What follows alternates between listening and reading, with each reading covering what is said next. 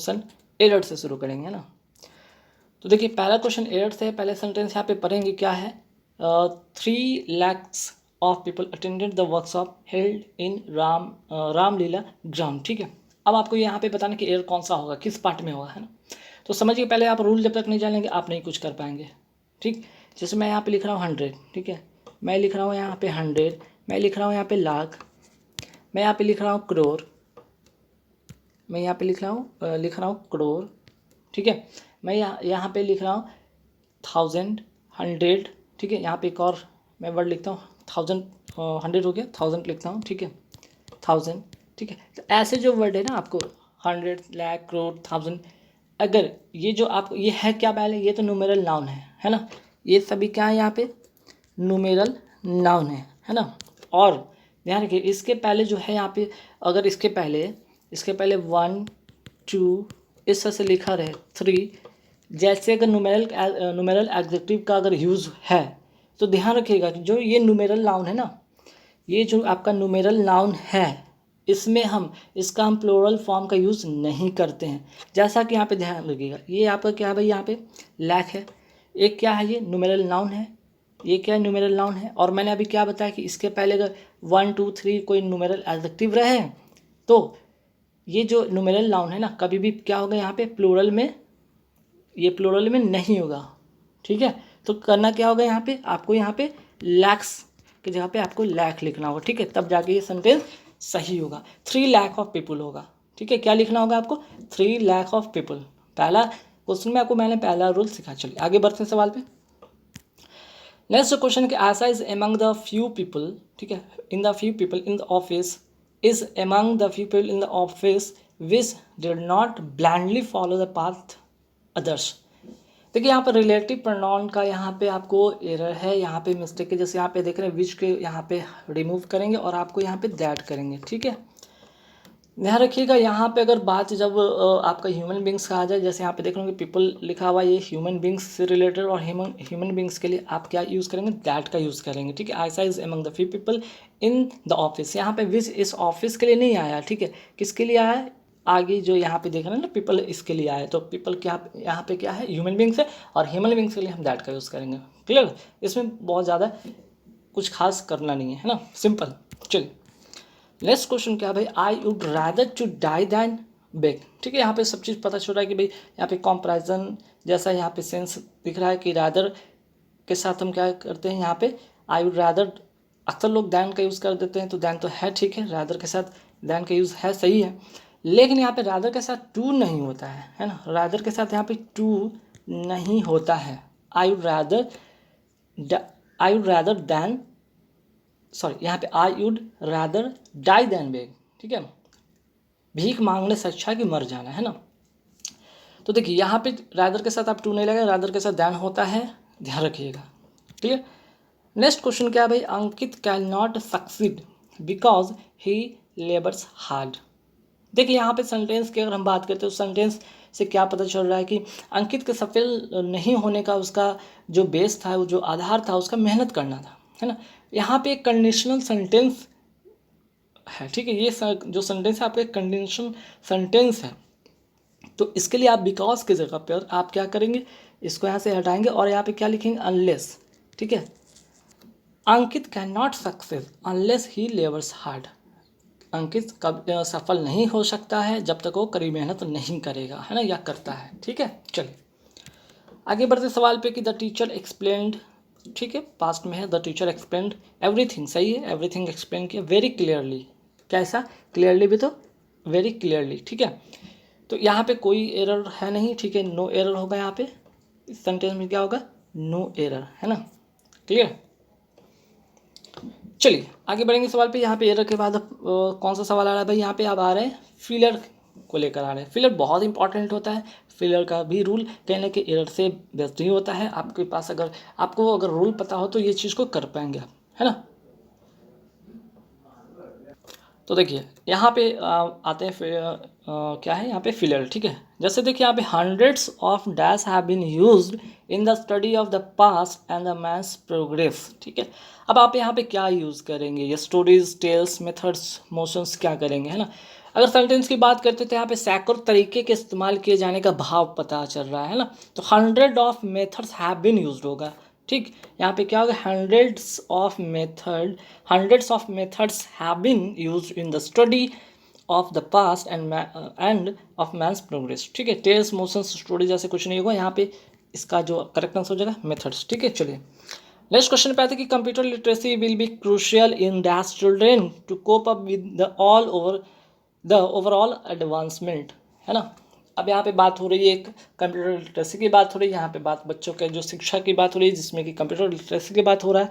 तो यहाँ पे सेपरेटिंग नहीं होगा, निगोशिएटिंग नहीं होगा, इनकरेजिंग की बात नहीं होगा, बल्कि यहाँ पे जो करेक्ट आंसर होगा वो क्या होगा आपका, टीचिंग। ठीक है, teaching children, computer literacy will be crucial in teaching children to cope up with the overall क्या है, एडवांसमेंट, है ना। उनकी उन्नति के लिए अगर बात करते हैं, उनकी उन्नति की बात करें तो उनको क्या है, उनकी उन्नति में ये कहीं ना कहीं आपको क्या है, एक क्रूशियल है। ठीक है, computer literacy will be crucial in teaching children to cope up with overall advancement, है ना।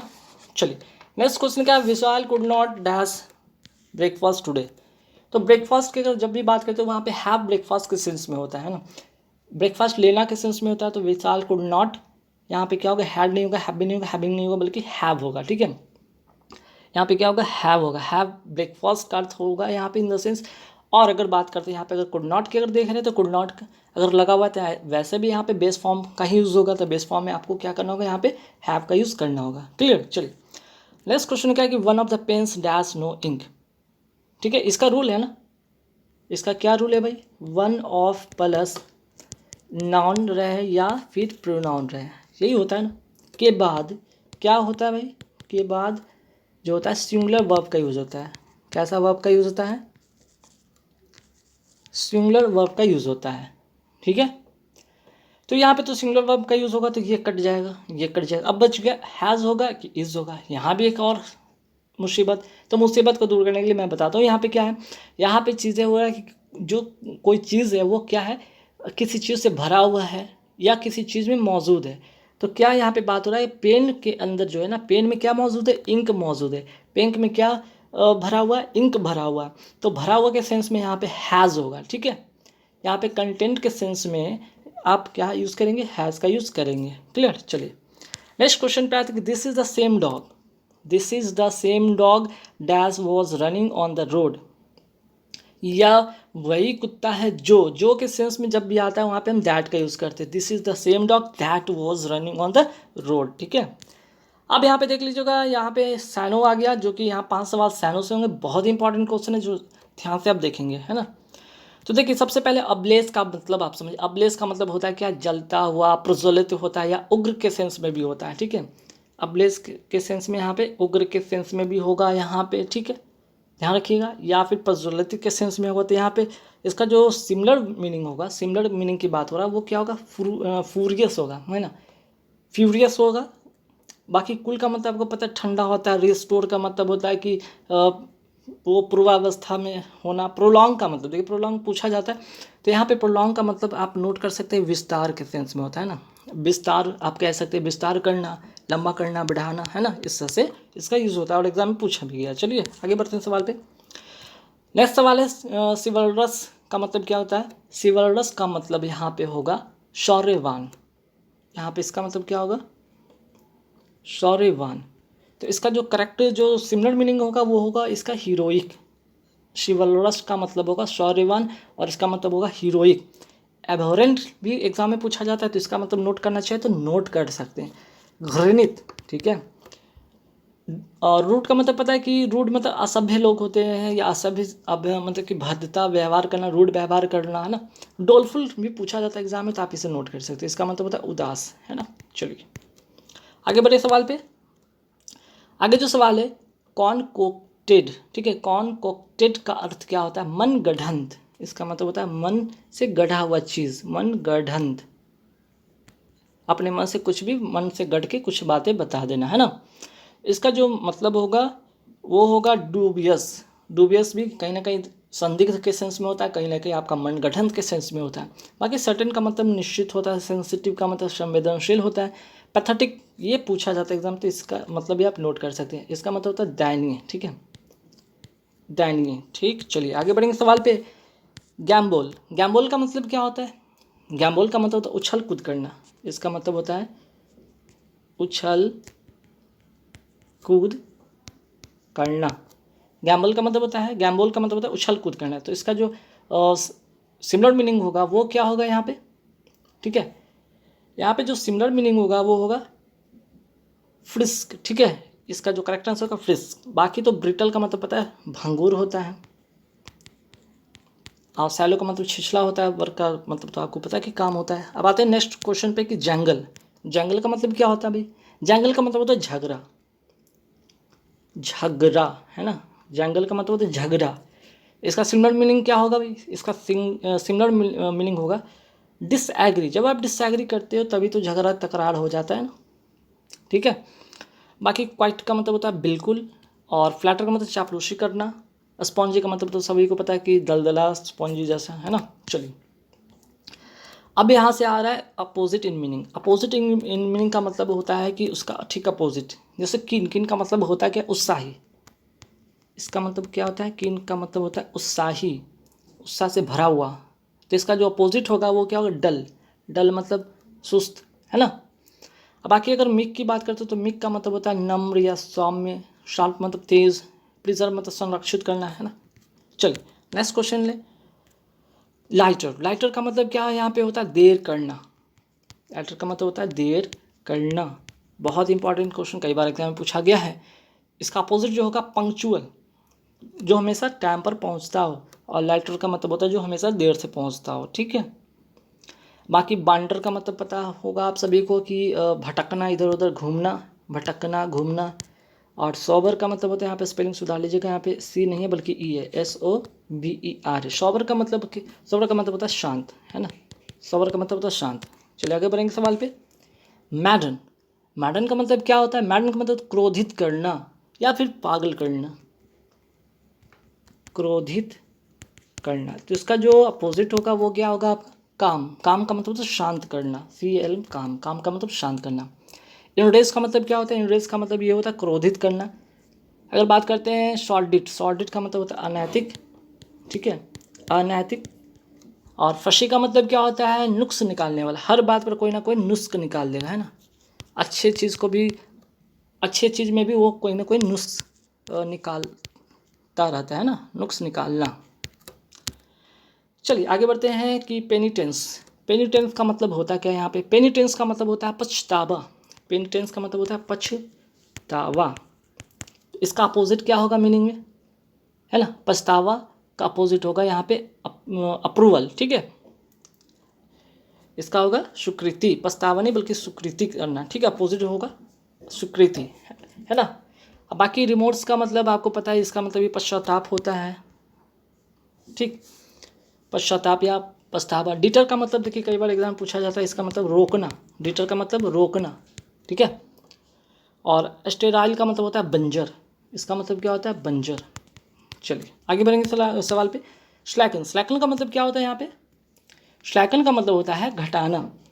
इसका मतलब होता है घटाना। तो इसका अपोजिट क्या होगा? इंक्रीज, इंक्रीज मतलब बढ़ाना, ठीक है। बाकी रिजॉयस का मतलब आनंद करना। फिल्म्स का मतलब कमज़ोर या पतला, है ना, कमज़ोर कहिए या पतला कहिए। अबेट का मतलब क्या होता है? कम करना। इसका मतलब नोट कर लीजिए, कम करना, ठीक। चलिए अब नेक्स्ट जो क्वेश्चन है यहाँ पे इडियम फ्रेजेस से क्वेश्चन है, बहुत इंपॉर्टेंट क्वेश्चन है, कई बार एग्जाम पूछे जाते हैं। कई बार क्या, हर बार एग्जाम में किसी न किसी एग्जाम में तो आते ही आते हैं, ये मान के चलिए आप लोग। A dark horse, a dark horse, horse का मतलब क्या होगा यहाँ पे? इसका इडियम फ्रेजेस जो होगा यहाँ पे, जो इडियम होगा इसका, इसका जो होगा करेक्ट आंसर क्या होगा? एक कंप्यूटर टू अननोन कैपेबिलिटी, ठीक है। इसका करेक्ट आंसर होगा सी, मतलब छुपा रुस्तम, जिसको कहते हैं ना छुपा रुस्तम, वही छुपा रुस्तम, ठीक है। चलिए आगे सवाल पे आते हैं। All at sea, all at sea का मतलब क्या होता है भाई? उलझन में होना। इसका मतलब होता है उलझन में होना। उलझन में होना का मतलब यहाँ पे क्या होगा? Completely confused. इसका करेक्ट आंसर होगा कंप्लीटली कन्फ्यूज्ड। नेक्स्ट क्वेश्चन है beer up with, beer up with का मतलब होता है सहना, इसका मतलब होता है सहना। तो इसका जो करेक्ट आंसर होगा वो होगा इंड्योर, ठीक है, इसका करेक्ट आंसर होगा फिर इसका इंड्योर, ठीक है। चलिए, बाकी डिसिट का मतलब होता है छल, धोखा करना, अनसर्टेन का मतलब अनिश्चित, अवॉइड का मतलब बचना। क्रिएचर कंफर्ट्स, क्रिएचर कंफर्ट्स का मतलब क्या होता है? भौतिक सुख, इसका करेक्ट आंसर हो जाएगा लग्जरियस, इसका मतलब होता है भौतिक सुख, ठीक है। चलिए नेक्स्ट क्वेश्चन है to clear the decks. To clear the decks का मतलब होता है तैयारी करना, तैयारी करना, है ना। तो इसका जो करेक्ट आंसर होगा टू क्लियर द डेक्स का मतलब तैयारी करना मीन्स कि to remove obstruction, to remove obstruction, ठीक है। चलिए फिर इसके बाद अब हम आएंगे यहाँ पे सेंटेंस इम्प्रूवमेंट वाला क्वेश्चन को देखेंगे जो कि काफ़ी इंपॉर्टेंट है। फर्स्ट यहाँ सॉरी यहाँ 26 नंबर क्वेश्चन पे है red and dash looks beautiful. अब देखिए ब्रैकेट के अंदर जो इसका यहाँ पे चेंज क्या करना है, क्या क्या यहाँ पे चेंज करेंगे जो सेंटेंस करेक्ट हो जाएगा। The red and white horse, the red and white horse की बात हो रही है, ठीक है। यहाँ पे वाक्य में सेंटेंस में एक ही रोज़ की बात हुई है ना, ठीक है, एक ही रोज़ की बात हो रही है, इसलिए यहाँ पे ऐसी स्थिति में आप क्या करेंगे, सिर्फ पहले वाले एडजेक्टिव का पहले आर्टिकल का यूज़ करेंगे, जैसे कि यहाँ पे आर्टिकल यूज़ किया गया, सेकंड वाले पे नहीं। तो इसके अकॉर्डिंग जो आंसर होगा वो होगा वाइट रोज, ठीक है। चलिए क्वेश्चन नंबर 27 पे आते हैं। I have seen him last year. अब यहाँ पे क्या चेंज करेंगे, हैव सीन के जगह पे क्या चेंज करेंगे, तो देखिए यहाँ पे इसलिए कि यहाँ पे लास्ट ईयर आपको दिख रहा है, ठीक है, लास्ट ईयर आपको दिख रहा है, और लास्ट से क्या पता चला कि ये सेंटेंस जो है ना पास्ट में है, ठीक है, पास्ट में है। तो पास्ट में है तो आप क्या करेंगे यहाँ पे, सिंपल पास्ट में, ठीक है।